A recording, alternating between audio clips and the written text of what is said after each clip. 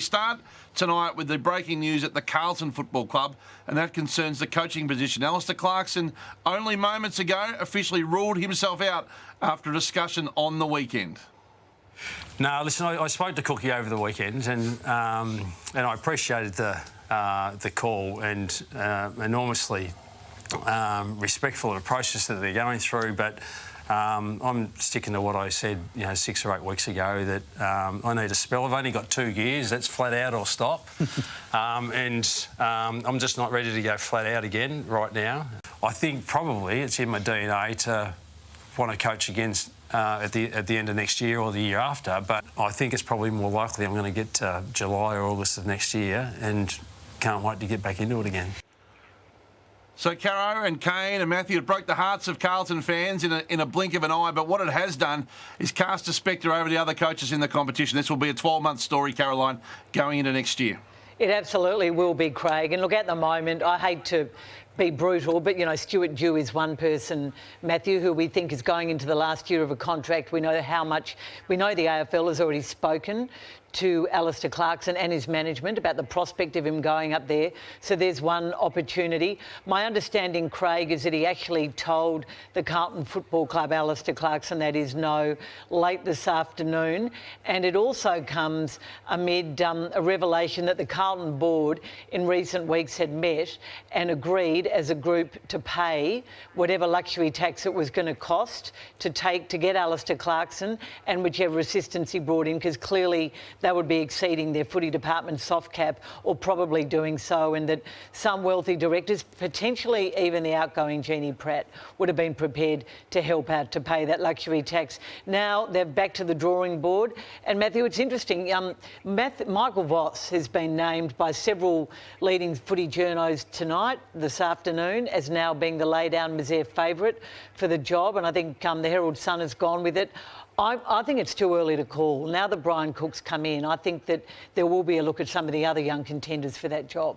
Yeah, I'm not sure where that's come from, Caro, but it's been led by a couple of journalists, senior journalists in the game at the moment. But back to you, Kane, in regards to Alistair Clarkson. Well, you feel like even guys like Ken Hinkley and Chris Scott, early on next year, it's critical that their clubs start well, because the spectre of Alistair Clarkson's going to hang over just about every club, particularly those clubs with coaches out of contract.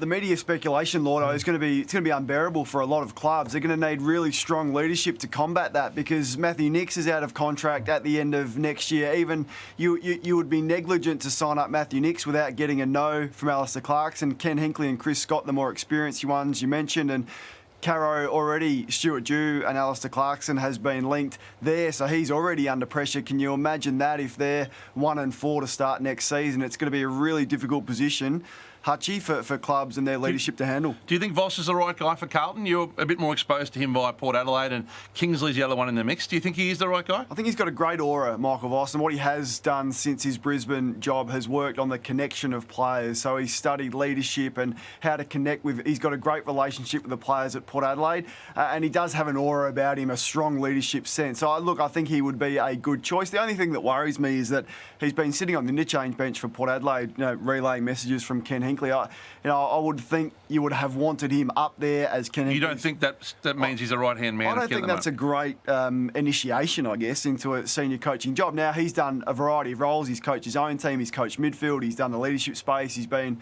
a senior coaching director. But coming from sitting on the interchange bench is probably not the preparation that has set him up the best. Port's reaction in this in a moment, Matthew. But yeah.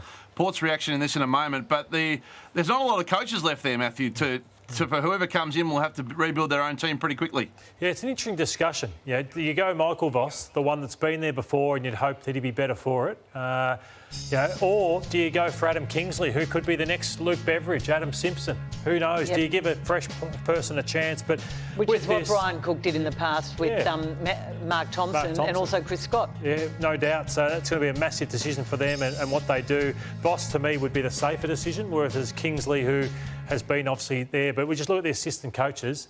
Luke Power, I think there's another coach, O'Keefe, there. The rest are gone. So just wonder whether Voss or Kingsley or whoever it is says, I want to bring this person in with me, or that Carlton are working behind the scenes and say, we've got some others ready to go. Well, they had a plethora of assistants who they were already talking to. My belief is that Brian Cook coming in will change the search for the coach. I'm not saying he won't go for Michael Voss, but if Greg Williams and others on that panel were over the line, I think there might be a small amount of back to the drawing board. Intriguing, though, and we know Kane... Just on that, Caro, sorry, not a very thorough process. Like the CEO was announced Friday. Michael Voss said a week ago that he had only had a casual conversation. That's hardly a process on a job as important as this. Oh, I think they've spoken to a lot of candidates. I think they've spoken to over a dozen candidates. The CEO has to put his stamp on it, surely. Of course he does. That's why I don't believe Michael Voss is over the line. We know that I think it would have burned a bit for Michael Voss that his old great mate and premiership teammate Craig McRae got the job at Collingwood, a job that he went for. And we know that he's missed out on coaching jobs in the past. It's intriguing to me, Kane, the beliefs of the leaders at Port Adelaide about what they're going to do, given that they've got this situation again with Michael Voss. Here's Chris Davies and Matthew Richardson in recent week, over the last week. Look, I'm not the type of person that's going to wait forever, and Michael knows that. That's not anything that we don't discuss regularly. So I don't want to seem too cold here, but I can be pretty cold in these situations. If we get to a point where we need to make a decision, then we'll make it, and Michael will have to live with that. From our perspective, we'd be hopeful that we find out something this week because either way we've got to make sure that we continue to move forward with our planning. So hopefully this week we'll get some clarity on that. I think it's strong, and isn't it? And it's almost, it feels this bit that they're sort of pushing him out. I know that's not the case because they rate him highly and they want to move on nearly into October, and they got to deal with next year. Jared Schofield has already left, so they're trying to rebuild a footy department with a new fitness man as well. Caro, did you think that was unfair, that commentary? No, I don't think it was unfair. I mean, it's happened in the past. It leaked out last time Michael went to Carlton when Port were in a final series 2 years ago. And I think there's a small element of frustration, as there is with Michael Voss, who, if he doesn't get this job, I think will turn his hand to another element of footy, albeit maybe list management or going for some sort of senior football operational role.